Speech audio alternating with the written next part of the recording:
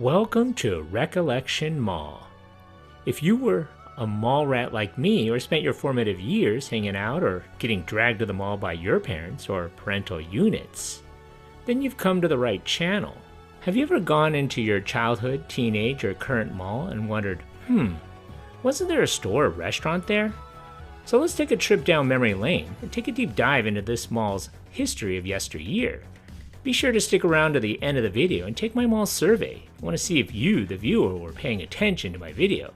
So hit that like button, leave a comment, and be sure to subscribe to Recollection Mall.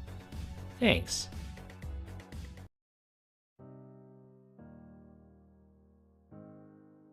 Lenoir is a small city located in North Carolina, known for its rich history rooted in furniture making and textile manufacturing. Furniture makers Bernhardt Furniture Company and CV Industries employed thousands of local residents at their factories. With that being said, people were looking for a one-stop shop, a place where they could grab everything from new shoes to the latest stereo equipment. In 1978, that dream became a reality with the opening of the Lenoir Mall. Developed by a group that included prominent local businessmen, it was touted as a major step forward for the city's retail landscape. Located centrally and easily accessible, the mall was designed to be a place to be. The enclosed single-level, 122,700 square foot Lenoir Mall was located in Lenoir, North Carolina, and was situated on 13 acres. The mall parking lot was large enough to accommodate 500 cars. This property was located directly on Morganton Boulevard, also known as US Highway 64. This shopping center is approximately 1 mile west of the intersection of Highway 18 and Highway 321 in Lenoir. The mall would be anchored by Spainhour, Woolworth, and Belk. The mall featured around 50 stores as well. Stores you may have remembered included Cornerstone, Burns, Barrel of Fun, Charles Clothing, B. Dalton, Apple House Buffet, Quest for Life, K. Jewelers, Merle Norman, KB Toys, In Gear, Regis, Foot Locker, Alley's Burger, Musicland, Caramel Corn, Pet Go Round, Kinney Shoes, Tom McCann, K&K Toys, Saslow's Jewelers, Gateway Cards, Rite Aid Drug, Fun Factory, Anthony's Pizza, Fashion Bug, and GNC, to name a few. The mall would enjoy a period of success stretching for about 10 years. Inline tenants included national and regional chains such as Junction, Spencer's Gift, Cato, Sound Shop, which was also Musicland. The shopping center also had an unusually large Woolworth, comparable in size to those early Walmarts. But by late 1980s, the mall was already beginning to decline. The mall itself was not well positioned to survive long term. It is located away from the main retail district in Lenoir, and it was situated with anchors that folded, and it was located in a city with too much competition, both from nearby strip malls and a much better mall in Hickory, a mere 20 miles away. Even worse was the decline in the economy, which had heavily been dependent on furniture manufacturing.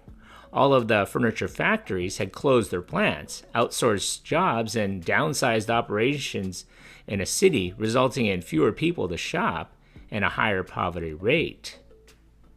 In 1989, the first anchor, Spainhour, closed. In 1992, less than 3 years later, Woolworth would close their store, leaving the mall with only one true anchor left. In 1996, the mall was renovated to include upgrades to the common area, interior, and exterior of the property. In 2002, Belk closed their store at the mall and moved elsewhere. They left when they renovated space in the old Kmart to become a new Belk store in 2003, leaving the mall to fade into oblivion. The Belk store was converted partially into space for an electronics manufacturer known as Amp RTI in 2006.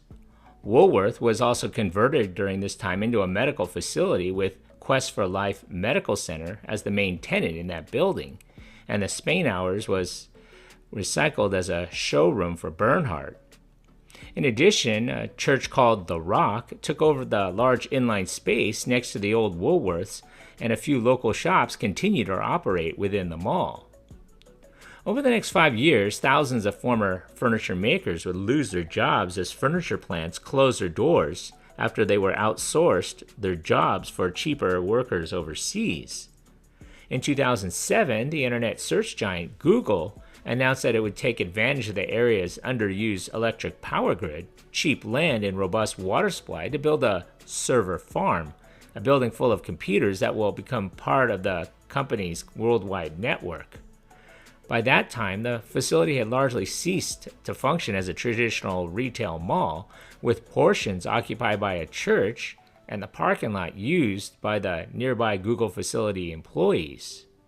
That same year, the mall was sold to a group of Miami investors.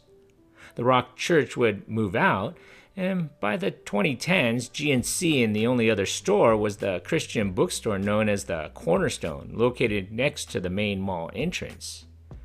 By May of 2012, the mall had only 2 stores left. The last store to close was the GNC. The interior of the main Lenoir Mall had been generally closed to the public since 2012, with the church occupying one of the former anchor spots.